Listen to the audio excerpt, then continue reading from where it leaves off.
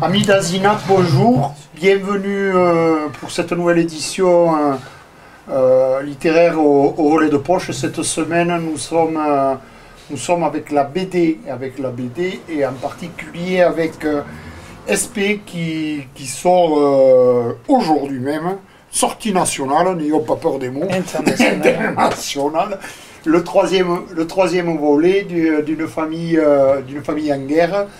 Un triptyque, c'est le dernier, contrairement à d'autres séries qu'il a pu faire qui ont fait 5 ou d'autres 12 opus.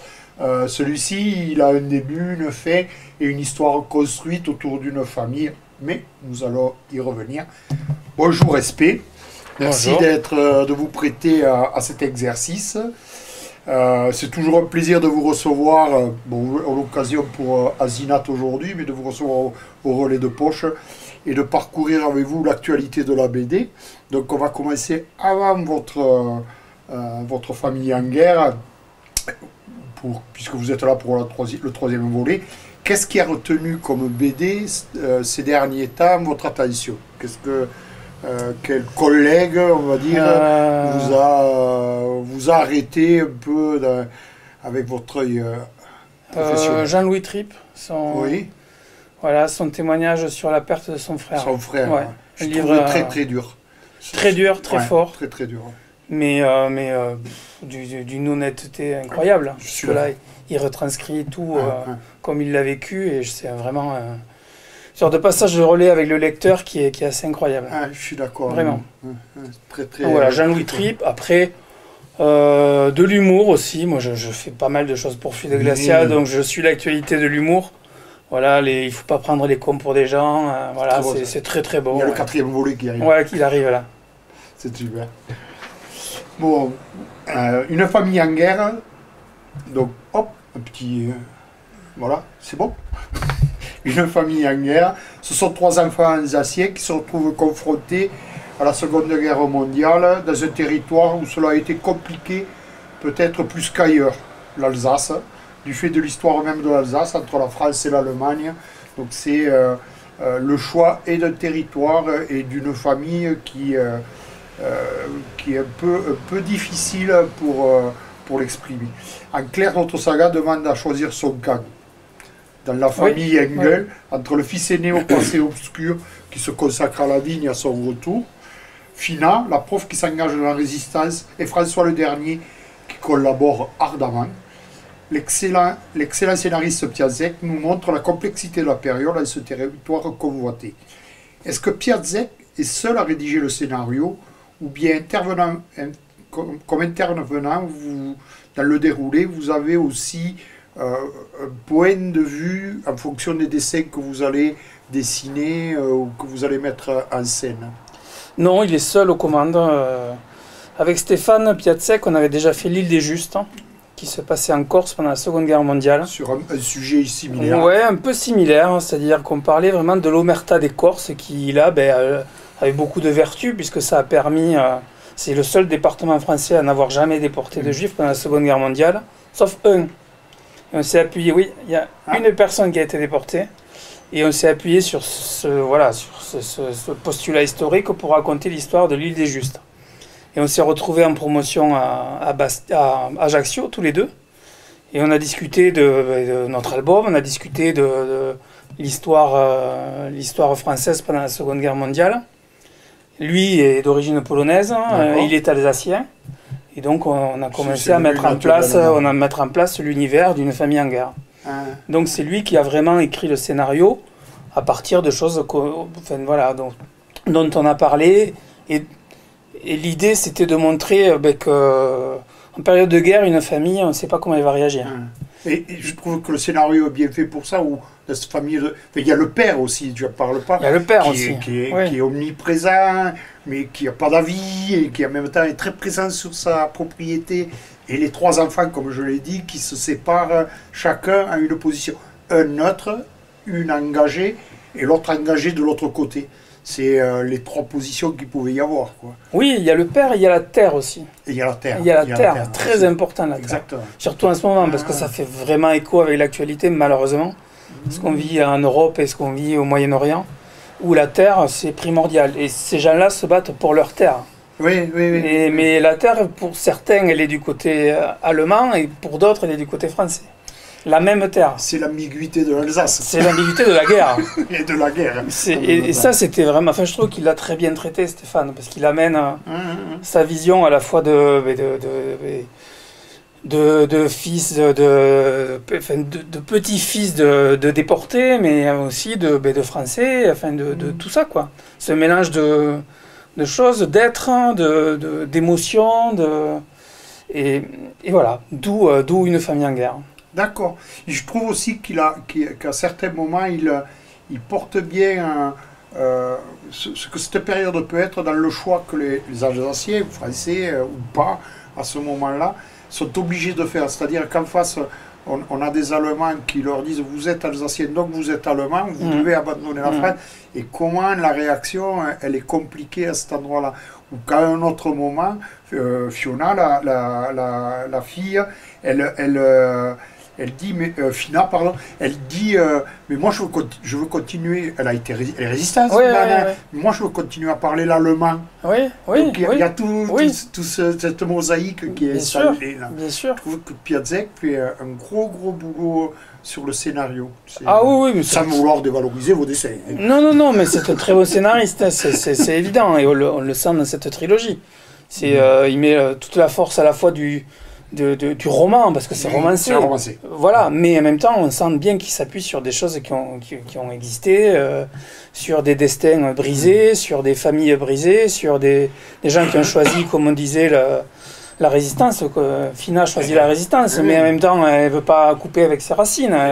Enfin, donc c'est très compliqué tout ça, très compliqué. C'est finement détaillé. On va parler un peu du dessin quand même. Oui, allons-y. Alors, comment se dessinent pour vous les personnages quand vous avez appréhendé ce scénario au regard de vos albums plus personnels comme Le Perroquet ou bien Le Col de Pie, où vous êtes scénariste et dessinateur, là vous avez, comme vous l'avez expliqué, un scénario qui vous arrive et vous devez installer vos personnages, vous devez leur donner un caractère en fonction justement du scénario. Et comment tout ça pour vous ça s'installe et dans votre tête et sur la planche à dessin. Enfin, c'est plus des planches maintenant, c'est une table. Si, non, toujours papier, moi. Les deux, papier et ordi, mais toujours papier. Alors là, j'en ai aucune idée en fait. Ouais, ça vient... Je sais pas, je fais des recherches, hein. Il y a beaucoup de croquis, beaucoup de déchets. Je jette beaucoup de choses, et puis il y a toujours... voilà, je travaille avec le scénariste, avec mon éditeur pour créer l'univers. Après, vous dire pourquoi François cette tête et pourquoi Fiona cette tête-là, ça me vient de choses que j'ai lues, que j'ai vues, de films, d'autres BD, de montrer la façon... Parce que moi, ma particularité, c'est que je change de style quasiment à chaque album. Donc, quand je fais Le Perroquet, je dessine différemment du dessin que j'utilise pour Une famille en guerre. Quand je fais mes sketchs pour Fluide, c'est très différent aussi. Après, donc, il y a une similitude entre... Oui, on me reconnaît, il y a ma patte. Ouais, il y a une patte. Il y a ma patte. Mais sur l'histoire du vignoble bordelais et l'Alsace, là, il y a des traits... Il y a des traits, mais c'est pas pareil. C'est pas le même réalisme, c'est du semi-réalisme. Là, en ce moment, je travaille sur une histoire qui s'appelle Le Gigot du dimanche, c'est du gros nez, c'est très différent de ce que j'ai fait jusqu'à maintenant. Alors pourquoi, je sais pas, il y a une écriture aussi, l'écriture de Stéphane qui va me parler, qui va m'inspirer. Et là, je me dis, bon, ben, à ce moment-là, mon style il va tendre vers ça. Voilà. Et après, je fais des pages d'essai, puisque rien n'est établi avant que ce soit terminé et signé avec l'éditeur. Donc je fais des pages d'essai, à partir de là, ça se fait ou ça se fait pas, quoi. Ça marche ou pas, quoi. Il faut que ça matche, il faut qu'il y ait une alchimie aussi. Bon. sur l'avenir, sur quoi, vous venez de le dire, sur quoi travaillez-vous en ce moment et quelles sont les prochaines parutions de votre travail? Deux choses séparées, ce sur quoi vous travaillez, et il y a des choses sur lesquelles vous avez travaillé et qui vont paraître prochainement. Oui, oui, oui, et puis il y a des choses qui ne paraîtront jamais, mais c'est comme ça fait partie du métier. Là, l'actualité, c'est Une famille en guerre, donc la fin de la trilogie. Le tome 2 était sorti au printemps, le tome 3 sort là en octobre, donc je pense que c'est très bien. J'ai mis un peu de temps à faire les tomes 2 et 3, mais ils sortent de façon rapprochée. Donc voilà, ça c'est mon actualité. Là, je travaille sur donc, Le Gigot du dimanche, c'est une comédie qui se passe à Gaillac en 1981. C'est un repas de famille, voilà, dans la famille du scénariste. Et les oncles et tantes se retrouvent le dimanche chez la grand-mère parce qu'en fait, ils pensent qu'il y a un trésor qui est caché.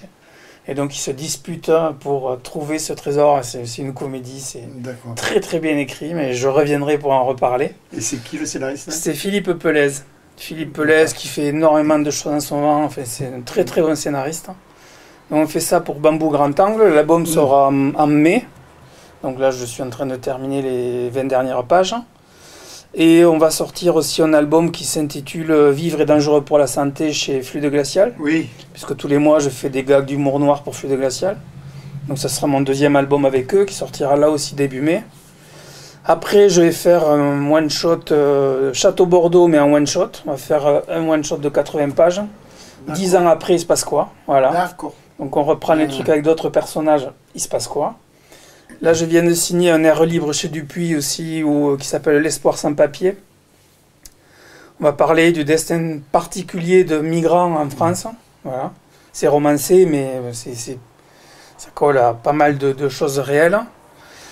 Ensuite, je viens de signer aussi un projet qui s'appelle Sylvine Rubinstein, qui va parler du destin particulier de Sylvine Rubinstein, qui était en fait un résistant juif qui a perdu sa sœur pendant la Seconde Guerre mondiale et qui, pour se venger, s'est déguisé en femme et a exterminé des juifs. C'est une histoire vraie. Okay. Ça se passe avec en Allemagne, pendant la Seconde Guerre mondiale. Et là, c'est Jean-David Morvan au scénario, donc on le fait chez Glénat. Et là, je crois que déjà, j'ai 3 ans de boulot devant moi. C'est pas mal, après on verra. Vous en avez jusque-là. Ouais, oui, c'est des grosses journées en ce moment. Sous la ligne flottaison. Ouais. Et vous nous présentez un peu le travail que vous allez faire avec d'autres. Est-ce que vous avez envie, à nouveau, de faire quelque chose de personnel, comme les 2 albums que j'ai cités tout à l'heure, Le Col de Pie et c'était quoi déjà? Perroquet. Et Le Perroquet. Ouais. Le Perroquet et Le Col de Pie. Oui, alors, mais déjà, les albums pour Fluide, c'est moi qui fais le scénario, donc c'est le scénario des scènes, donc c'est déjà des projets perso. Moi, j'aime beaucoup ce genre d'humour décalé, noir. On aime ou on déteste, il n'y a pas de juste milieu, c'est comme ça. Et les blagues qui sortent, on les aime ou on les aime pas. Absolument, et c'est très bien comme ça. Il y en a qui passent, d'autres voilà, et je trouve que c'est très bien en démocratie de faire ce genre de truc, de montrer qu'on peut encore faire ça, même si on en prend un peu plein les dents des fois, mais c'est pas grave. Ça fait partie du truc, on peut les faire, c'est déjà bien. Après, faire un projet perso, évidemment, j'ai envie d'en faire un autre, au moins un autre. Encore un sujet très dur, donc comme à chaque fois j'y laisse pas mal de plumes, on verra. Ouais. On verra. Ça mature. Ouais, ça mature. En fait, il y a 2 choses que j'aimerais traiter dans un même album. C'est un jachère. Ouais. Donc on verra plus tard. Plus tard, c'est très bien. Bon, ça te donne déjà de l'appétit pour la suite. Y a-t-il quelqu'un dans le monde de la BD à qui vous auriez envie de faire quelque chose? Autant avec qui vous aimeriez faire quelque chose? Autant un scénariste qu'un dessinateur. Avec qui j'aimerais travailler? Qui vous fait encore rêver de travailler avec? Vous avez travaillé avec tout le monde? Non. Vous n'êtes pas blasé quand même? Non, pas du tout. Mes collaborations se passent très bien. Je suis ravi de travailler avec Philippe Pelez, avec Stéphane Piatzek, avec Corberan, avec Morvan, avec Ingrid Chabin. Enfin, je suis archi gâté. Bon. Je travaille avec des monstres du scénario, donc c'est formidable. Tout là. Après, travailler avec quelqu'un, là, comme ça me vient pas. C'est pas grave. Travailler pour quelqu'un... ou pour quelqu'un. Ouais, ou faire quelque chose pour quelqu'un, pourquoi pas, mais non, là, ça me vient pas. Bon, non, vous êtes comblé. Non, ça serait rigolo de travailler avec Ferry sur des gags parce qu'on s'entend bien, parce qu'on s'aime bien, mais bon, on a des plannings un peu costauds. Ça serait rigolo, pourquoi pas, un jour. On sait jamais, la vie est longue, j'espère. Ouais, et puis les déplacements sont pas trop longs. Non, c'est pas trop loin, là. C'est pas trop Ça doit être jouable. Et plus largement, qu'est-ce que vous souhaitez de bon pour notre avenir en général? Oula. Surtout en ce moment, c'est compliqué. Notre avenir en général, déjà quand on voit l'actualité, c'est plus que... Non, mais de bon, pas de mauvais. De bon, oui, mais justement, de bon, retrouver un peu un peu de gaieté. Je trouve qu'en ce moment, on se plombe, quoi. On est plombé par plein de trucs et on n'est pas dans un monde rigolo. Ouais. Et ça, je trouve que moi, ça me manque à fond. C'est pour ça que je fais aussi mes projets pour Fluide, que je fais le gigot. C'est du pur divertissement, de la comédie, et punaise que ça fait du bien. Ça fait du bien de prendre de la distance et de se dire, waouh, en fait, évidemment, il se passe des choses mais atroces, mais des fois... De la gaieté. Ouais, un peu de gaieté, Un peu de quoi. gaieté. Un peu de gaieté, un peu de bonheur, on se prend trop au sérieux, quoi. Dans la BD, qu'est-ce qu'on se prend au sérieux? C'est hallucinant. Dans tous les secteurs. Dès que ça Ouais, la devient BD, professionnel. on devient... Enfin, ça devient fou, quoi. Je trouve qu'on se prend vraiment au sérieux. Ce qui m'embête en ce moment, c'est qu'il y a beaucoup d'albums que j'ouvre, j'ai l'impression qu'il me faut un bac plus 12 pour comprendre 3 pages, et ça m'embête un peu, Il y en a quoi. quelques-uns. Ouais, c'est embêtant, quoi. Je trouve que c'est bien aussi, là, La légèreté. Ouais, la légèreté, respirer un peu, ça fait du bien. Ça n'empêche pas de faire des histoires très sombres, hein, Oui. mais c'est bien aussi à côté d'avoir de la comédie, d'avoir du manga pour les jeunes, du divertissement, et c'est très bien. Et voilà, je parle de mon domaine, mais après, du point de vue général, la société a besoin d'apaisement, quoi. Apaisement et gaieté. Apaisement et gaieté, ouais. Voilà, c'est ma conclusion. Apaisement et gaieté. Nous sommes arrivés au terme de cette émission. Donc, sortie mondiale aujourd'hui au relais de poche avec Azinat, d'une famille en guerre, avec SP présent. Merci, ami d'Azinat, à la prochaine fois. Merci.